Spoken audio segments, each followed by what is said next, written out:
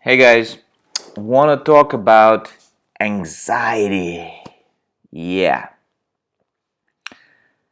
And a specific moment when anxiety comes up, which is when people first come across this information, Dr. Sarno's theories, the stuff I'm talking about on this channel, and they start realizing, this is about me, this describes me, and all these symptoms I've been experiencing. Ooh, they're not to be feared, and I should move forward. And another thing that happens a lot at the same time, people start saying, okay, maybe I should think about the different emotions that might be unexpressed. And they might start writing in a journal, trying to bring stuff up from the past and just see what's going on down there. And that's when anxiety hits. That early period, that's when I got it the most, man.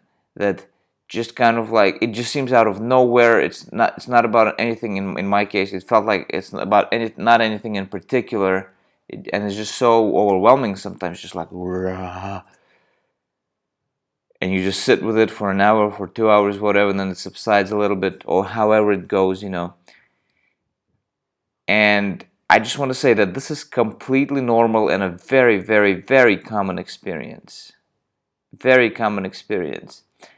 Um, Probably happens to most people who go through this process. And this is the most important thing I can say about it, is that it is normal, it is common. Then the question is, well, why is there anxiety? Why is it coming up? I can't say that I know the answer for sure, the exact answer, but I think it's two things. One is that you are now realizing, or even starting to dig into your emotional life, into your past. And that's exactly what your brain's been trying to prevent. This is what the brain has been considering as a threat and initiating symptoms as a distraction from that threat of experiencing those emotions, becoming aware of them.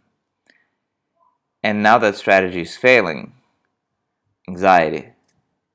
So I think that's one aspect of it.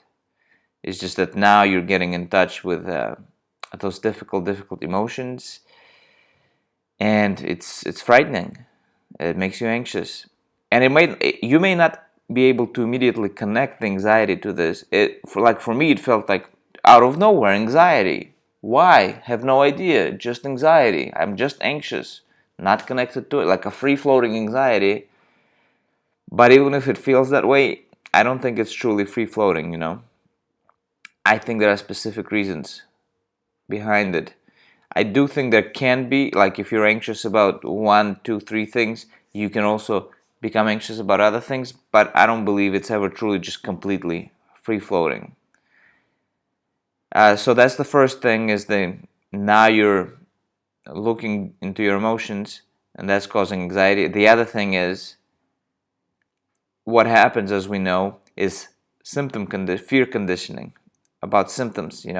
The longer we go on living with these symptoms, the more we start to anticipate them, the more we start to live in fear of them, the more we become concerned with them, the more we structure our life around symptoms, and it sucks, and we fear symptoms.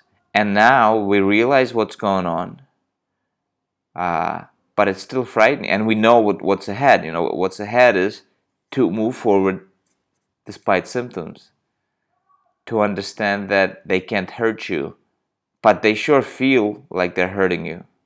They sure feel like they're really, really hurting you. And this, someone who hasn't really gone through this can't understand this. But I know. So now there's this realization, okay, I'm gonna have to go for that walk. I'm gonna have to start exercising. I'm gonna have to start doing all, and maybe I've already started doing all these things. And oh my God, can I really do this? I hope I'm not gonna hurt myself. There's that bit of doubt, because your brain will not let you just go ahead. Everything is fine. You're fine. Just go on. My strategy. Forget about it. Just don't worry about it. There's gonna be a tug of war. There are gonna be moments of doubt where you're wondering, geez, I think I might be broken. This theory, man, it seemed like a good idea, but I still have symptoms, so you're going to be going back and forth a lot, and there's that anxiety that's going to keep arising. So for me, when it first sank in completely for me that this is me for sure, that's when I started really getting a lot of anxiety. And as I go through this process, and it's been what, 9 months or something, 9 or 10 months since I started, from completely bedbound to where I'm at now, which is almost 100%. And like a stable 100%, you know what I mean? Because you have like ups and downs throughout this process. That's normal. So I had a lot of anxiety at first, and then it would subside, and then maybe I'd try to reach a new level of activity and it would come back up again, or I would look into a different area, emotionally, and it would respond to that. And just know it's completely normal.